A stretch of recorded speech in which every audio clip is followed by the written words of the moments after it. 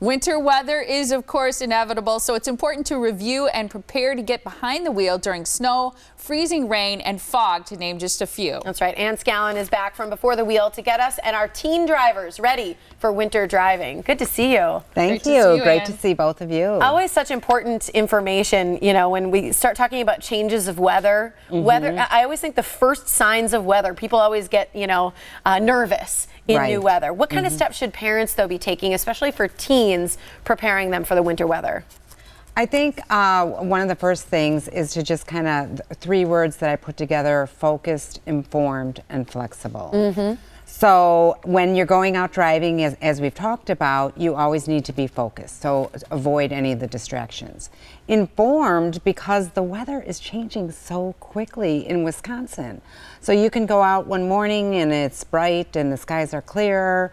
You need to know what's going to be happening at noon and drive time home and all those things. And then flexible. If you do some planning in advance, you can take care of some errands so you're not waiting the last minute before the holidays or something like that. Good idea. You always suggest, you know, the maintenance of the vehicle as being, you know, kind of should be a top priority. So certainly your brakes have got to be good. You've got to have good tires on the vehicle and have those things checked so that you know what kind of condition your vehicle is in. So that includes everything: the tires, wipers, and fluids. Super important, especially as we get to winter. Making sure the oil's been changed, the belts and the hoses need to be checked, and the battery needs to be good. Right, exactly. So I would call whatever your repair service is and tell them to do a winterize for the vehicle, because this isn't something that's 100% in our control.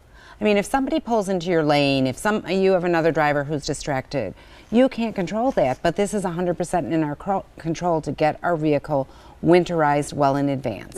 I just did that myself, and I know, you know, just rotating the wheels is so important too. Gas tank. I'm horrible at this. In the winter, you have to keep it how full? At least half. I've heard it a million times. I don't always do it. I need to make sure, and we all do, because it's so important when temperatures get really low to have enough gas in there to work your vehicle, especially if you were to go in the ditch and need to stay warm or something like that. Focus driving, you mentioned, really talking about that. Practicing, step number 3 with your teen. What does it mean to practice? I always say, you know, if you can find a parking lot that's pretty empty, one of those first few days that it gets really slippery. And as Tiffany mentioned, people get scared, so they kind of overreact sometimes on those first few days.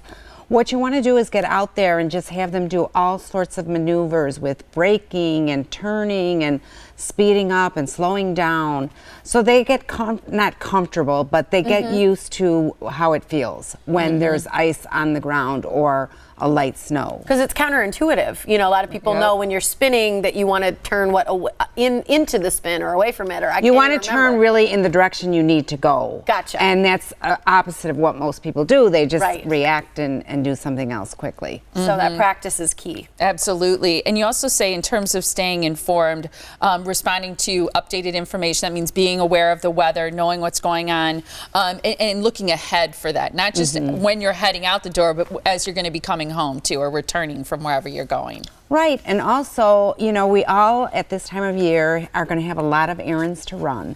So try to think of it in advance. Don't waste, you know, if you're supposed to drop something off for the school, some props or something for the program, don't wait till the very last day. Try to set it up a few days in advance in case there is a bad day in there. So it involves a lot of planning, thinking ahead.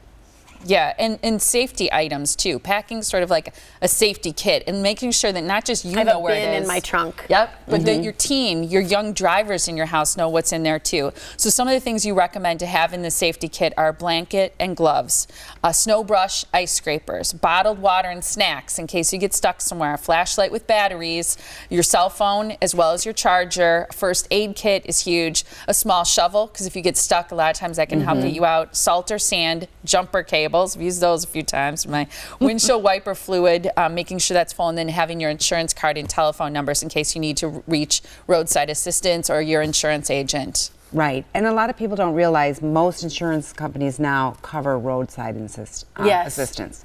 So you can call their 800 number and they will come out for you.